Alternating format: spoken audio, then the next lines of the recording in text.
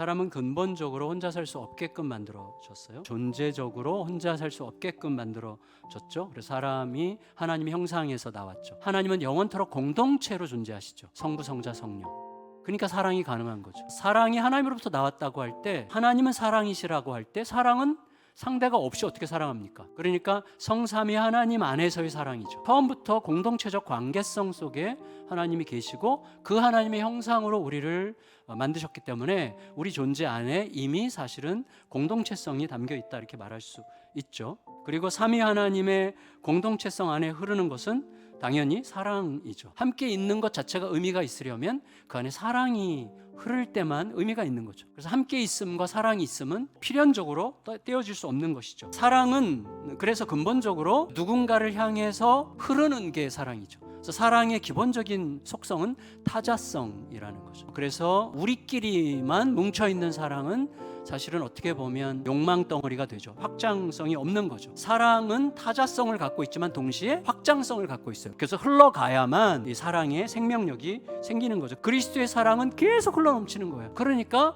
사랑은 필연적으로 공동체를 형성할 수밖에 없는 거예요. 사랑이 있다면 교회로 모일 수밖에 없는 거죠. 하지만 공동체라는 것은 말은 좋지만 사실은 쉬운 게 아니잖아요. 어떤 때는 나만 손해보는 것 같고 굳이 어울리지 않아도 잘 살 수 있을 것 같은데 괜히 지치고 피곤하기만 한 것 같고 신경 쓸 일만 점점 늘어나는 것 같아요. 그래서 함께 있는 게 좀 거슬러요. 따라서 사랑은 기본적으로 좀 상처를 받는 거예요. 사랑은 기본적으로 내게 뭔가 없어지는 거죠. 내 안에 뭔가가 죽어야 사랑할 수 있는 거죠. 나를 챙기려는 욕망이 죽어야죠. 또 자기중심적인 근본적인 욕망의 어떤 부분이 죽어야만 사랑이라는 게 표현이 되기 때문에 사랑은 기본적으로 힘든 거예요. 그래서 사랑을 위해서 우리들에게 필요한 게 뭐냐? 믿음이죠.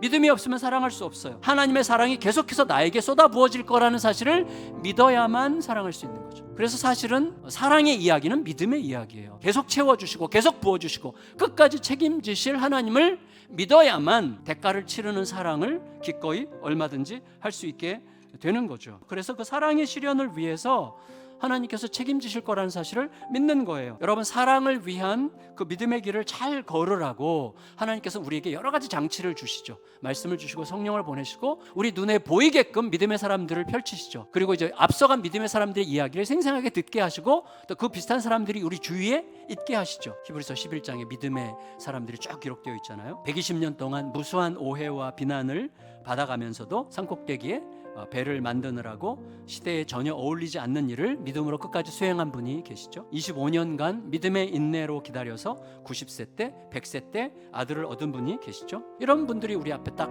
버티고 있는 거죠. 그들을 좀 보면서 너의 삶을 비춰봐라 이렇게 얘기하는 거죠. 우리들은 그런데 동시에 또 무척 간사한 사람들이에요. 그래서 어떻게 하냐면 이 철저한 또 처절한 고난 중에 믿음의 승리를 이룬 분들을 보면 읽으면서 와 이렇게 해요. 그리고 감상만 하고 끝나. 근데 그런 분들의 연약함, 약점을 알게 되면 우리는 굉장히 쉽게 실망하거나 믿음의 길을 멸시하거나 굉장히 안일해지죠. 믿음의 길을 가는 사람은 나랑 처지가 다르다고 생각하고 실패한 사람 통해서는 굉장히 안일해지고 막 이렇게 되는 연약하고 간사한 자들이거든요. 그래서 그렇게 자꾸 계산적으로 되면 조그만 어려움만 만나도 금방 타협하는 거예요. 그냥 소비하고 끝나는 거죠. 종교 소비자들만 점점 늘어나는 거예요. 그래서 우리들에게 이렇게 얘기하는 거예요. 믿음의 선배들을 보면서 우리는 계속 거리두기를 하거나 종교 소비자로 전락할 수 있기 때문에 그 모든 믿음의 선배들이 바라봤던 믿음의 원천이 너희 앞에 있으니 믿음의 원천에게 집중하는 삶을 살아야 되지 않겠느냐라고 이제 권하는 거예요. 그래서 예수님을 바라보라고 하는 거예요. 왜 예수님을 바라봐야 됩니까? 예수님이 곧 믿음의 주요, 믿음을 온전하게 하시는 이라고